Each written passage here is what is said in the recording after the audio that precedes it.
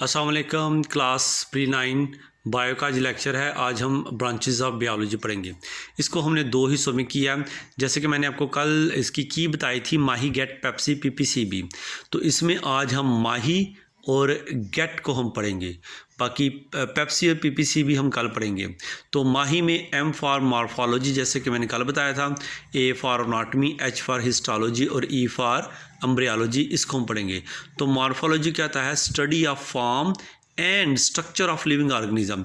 इस ब्रांच के अंदर हम ये पढ़ते हैं कि एक लिविंग ऑर्गेनिज्म में का स्ट्रक्चर कैसा है, उसकी शक्ल सूरत कैसी है, क्या वो 2 टांगों वाला है, 4 टांगों वाला है, वो पानी में रहने वाला है, उड़ने वाला है, यानी वो तमाम चीज़ें कि उसकी शक्ल सूरत कैसी है, उसको हम स्टडी किया जाता है मॉर्फोलॉजी में। जहाँ पे लफ्ज़ ऑर्गेनिज़म आता है उसका मतलब है कि तमाम जानदार, इसमें पौधे भी शामिल हैं और इसमें जानदार भी शामिल होते हैं, ठीक है, जानवर भी शामिल होते हैं।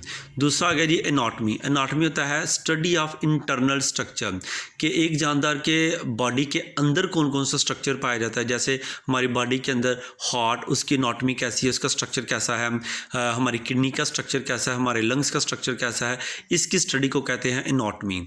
तीसरा आ गया जी हिस्टोलॉजी। हिस्टोलॉजी होता है स्टडी ऑफ टिश्यू। टिश्यू बहुत ही इंपॉर्टेंट होते हैं, क्योंकि हम जो भी खाना खाते हैं वो हमारी बॉडी के अंदर एनर्जी की सूरत में टिश्यू में स्टोर होते हैं। वो टिश्यू में वो एटीपी की शक्ल में स्टोर होते हैं। एटीपी होता है एडिनोसिन ट्राइफॉस्फेट।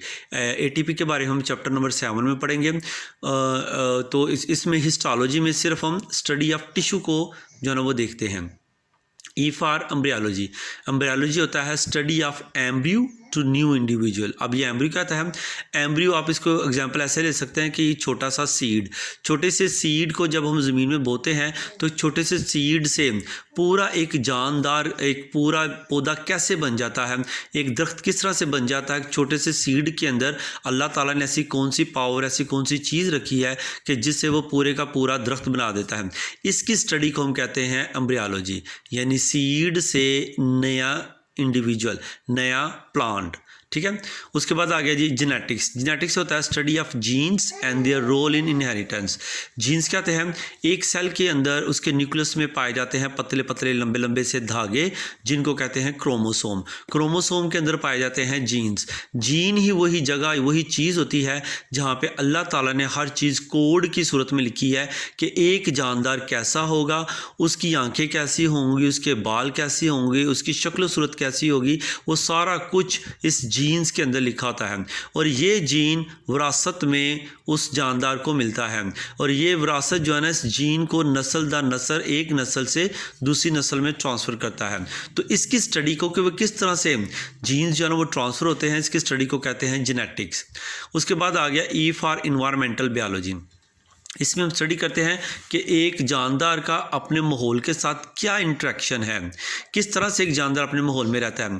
क्या ऐसी वजह है कि बर्फ़ानी रीछ बर्फ़ानी इलाके में ही रहता है और मैदानी शेर मैदानी इलाके में ही रहता है? अगर मैदानी शेर को बर्फ़ानी इलाके में लेके जाएँ तो वहाँ मर जाएगा। इसी तरह से बर्फ़ानी रीछ को अगर मैदानी इलाके में लेके आएंगे तो वो मर जाएगा। तो ऐसी कौन सी वजूहत होती है जिनकी वजह से वो जानदार अपने माहौल के साथ इंटरेक्शन पैदा करता है? इसकी स्टडी को कहते हैं इन्वायरमेंटल बायोलॉजी। लास्ट पे आ गया जी टैक्सोनॉमी।